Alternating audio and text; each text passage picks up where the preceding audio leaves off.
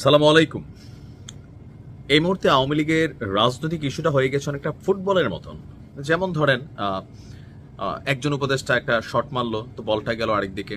আবার আরেকজন উপদেষ্টা একটা শট মারলো, সেটা গেল একদিকে। প্রধান উপদেষ্টা একটা কিক মারলো, তারপর সমন্বয়করা তারা একটা কিক মারতেছে। আসলে বল কি মানে গোলবারে ঢুকবে নাকি ধরেন এটা আসলে মানে শটাশটির মধ্যে থাকবে, অনেকটা এরকমই হয়ে গেছে যে প্রধান উপদেষ্টার এক বক্তব্যকে কেন্দ্র করে পুরা বাংলাদেশ আলোয় গেছিল। আওয়ামী লীগের মধ্যে খুশির জোয়ার ছিল, ভিন্ন দলগুলোর মধ্যে ভয়ের একটা শিহরণ কাজ করে গেছে যে ওমা, ডক্টর ইউনূস বলে কি যে আওয়ামী লীগের নিষেধাজ্ঞা যে কোনো সময় তুলে নেওয়া হবে।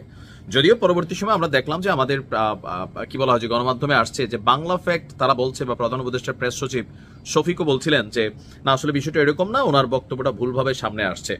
আবার ডক্টর ইউনূসের এই সিচুয়েশনটাকে রিকভার করার জন্য বা নিজের যে হারানো অবস্থান ফিরিয়ে আনার জন্য, কার কথা বলছি? আমাদের আসিফ নজরুল স্যারের কথা।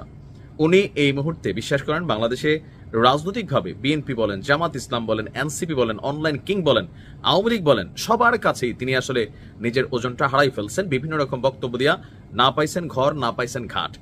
বাট এবার তিনি ডক্টর ইউনূসের উপর যে চাপটা বা তার সরকারের উপর যে চাপটা, এটা অনেকেই মনে করতেছে ডক্টর আসিফ নজরুল হচ্ছে এটার মাস্টার মাইন্ড।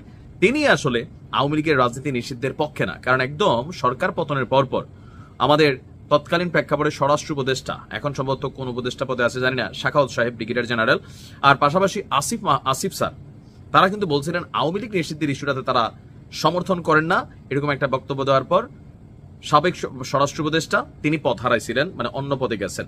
এখন এই সিচুয়েশনে আইসা আবারও কিন্তু মানে নজরটা হচ্ছে যে হ্যাঁ, আসিফ নজরুল মনে হয় তলে তলে কোনো গুড়িবাজি করতেছেন। আর এই বিষয়টাকেই তিনি ক্লিয়ার করেছেন যে আওয়ামী লীগের রাজনৈতিক কার্যক্রম নিষেধাজ্ঞা যে দেওয়া আছে সেইটা তুলে নেওয়ার কোনো সম্ভাবনা নেই।